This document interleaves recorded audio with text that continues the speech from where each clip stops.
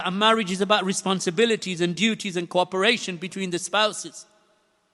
And that the wife understands that when her husband, who tries his utmost and works hard in seeking knowledge, worshipping Allah, looking after his family, seeking employment, earning a salary, that she should be grateful to Allah for the good that Allah subhanahu wa ta'ala has given her, and grateful to her husband for the efforts that he makes for his family, even if the provision is small. The issue is not about huge amounts of wealth. The issue is not about amassing the dunya, because Allah will give you what is written for you before you die.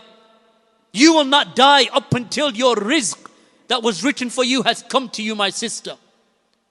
The wealth that was written for you has come to you. You will not die up until it has come to you, because that is the decree of Allah. What has been written will come to you.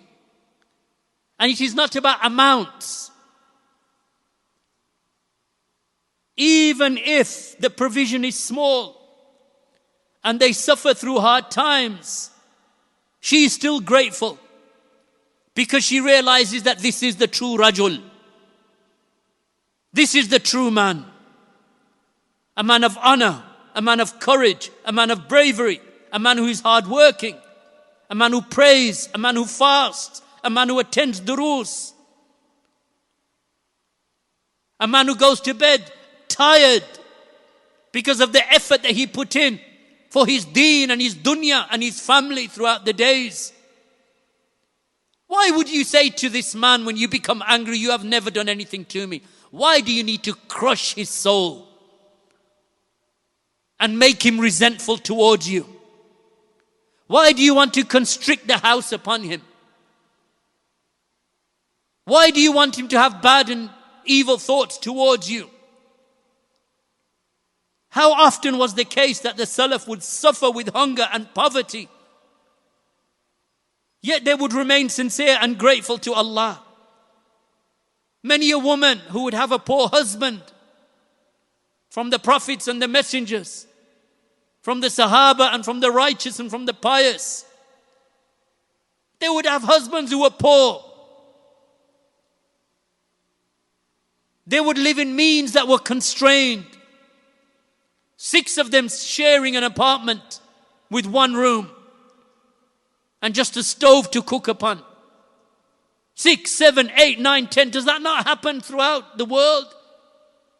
In the lands that are afflicted with poverty, in Africa, in Asia, in India, in Pakistan, in Bangladesh. Across the world you'll find, even in this country, people living in poverty. How many people are below what they call the breadline? They don't have enough money to put bread onto the table, even in the land that you are living in. Yet we cannot stop complaining.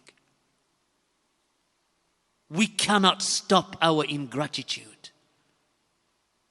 We cannot stop our tongues from displaying that ingratitude and our hearts feeling resentful because you don't have as much as your neighbor does, or as much as so-and-so does.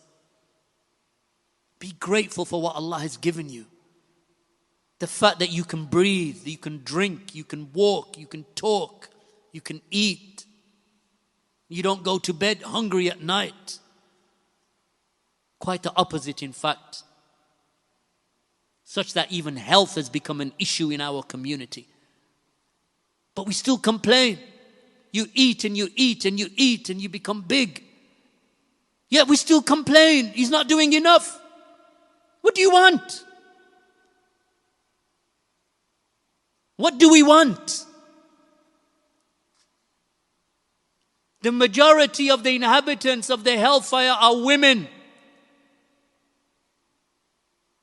So seek forgiveness and give in charity, and don't be ungrateful. How often would be the case that the Sahaba would go hungry for days? Abu Hurairah, you don't know the stories?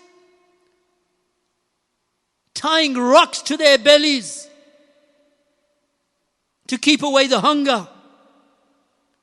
The Prophet ﷺ would walk out of his house because he was hungry, just to walk it off.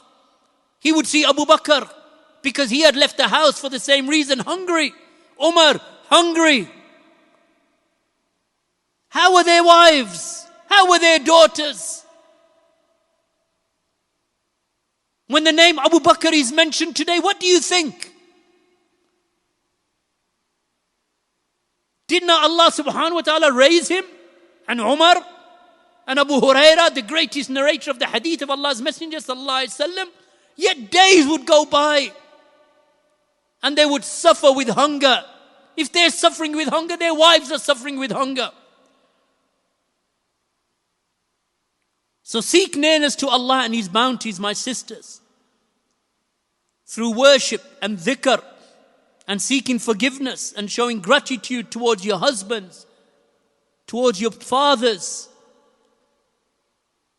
Be grateful to Allah subhanahu wa ta'ala.